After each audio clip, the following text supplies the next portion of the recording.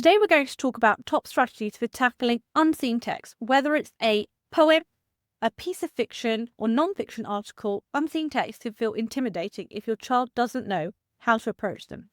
But with the right strategies, they should be able to confidently analyse and respond to any text that they encounter. You should know this because unseen texts are a common feature in exams, and learning how to approach them effectively can boost their confidence, comprehension, and overall performance in English. By the end of this episode, you'll have practical strategies to help your child break down unseen text, understand key ideas, and write thoughtful, high-quality answers. Before we start, don't forget to join my free Facebook group where I share exclusive tips and resources and also go live to support your child's English learning journey.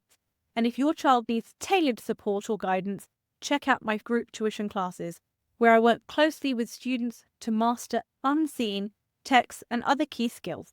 The links will be in the show notes. Now let's dive in. Tip 1. Read the text twice for understanding.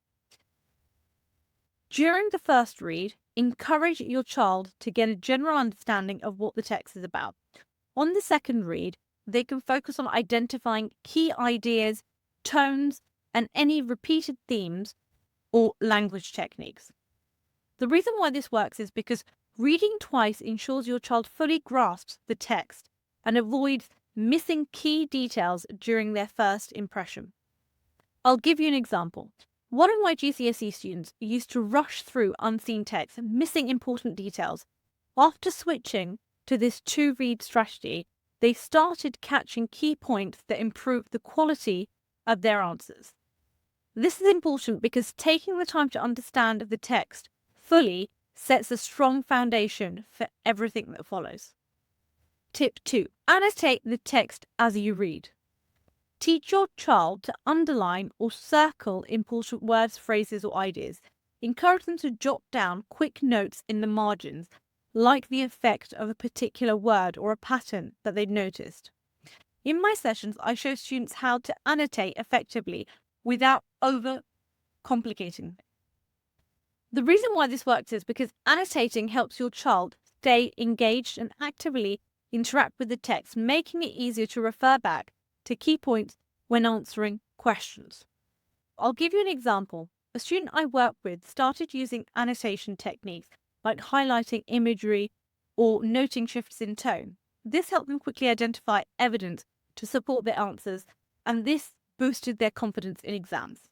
This matters because annotating turns passive reading into active reading, which is crucial for success when it comes to unseen text.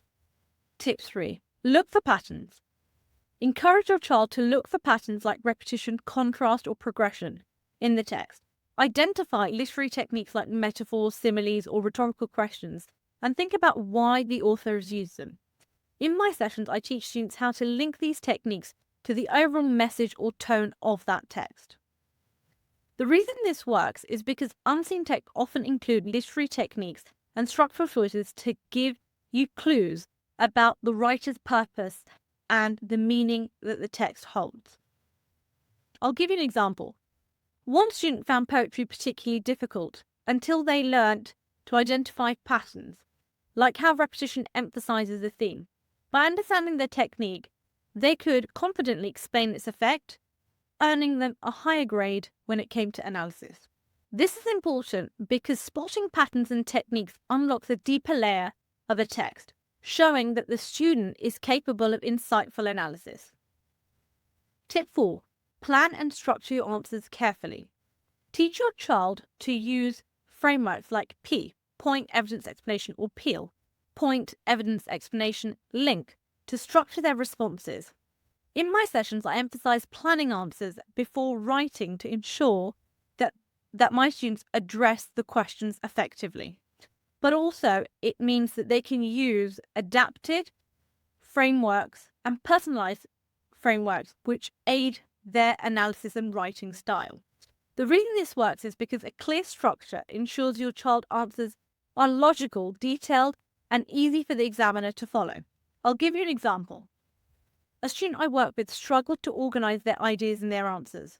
By practicing the PEAL method and planning responses in bullet points first, their answers became much more clear and more detailed. This is important because a well-structured answer not only demonstrates understanding, but also shows examiners that your child has the confidence in their approach. To recap, here are my 4 strategies to help your child tackle unseen text with confidence. Read the text twice for understanding. And with the big picture, then focus on details. Number 2, annotate the text as you read. Highlight key ideas and make quick notes. Look for patterns and techniques, identify and analyze literary choices or devices. Plan and structure answers carefully. Use frameworks like Peel or Petal or P to make your responses clear and concise. Unseen texts don't have to be intimidating. With the right strategies and consistent practice, your child can approach them with confidence and succeed.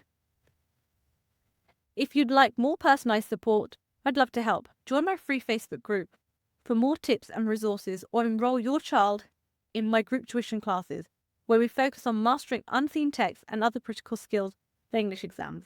The links will be in the show notes. Thank you for tuning in, and until next time, happy learning.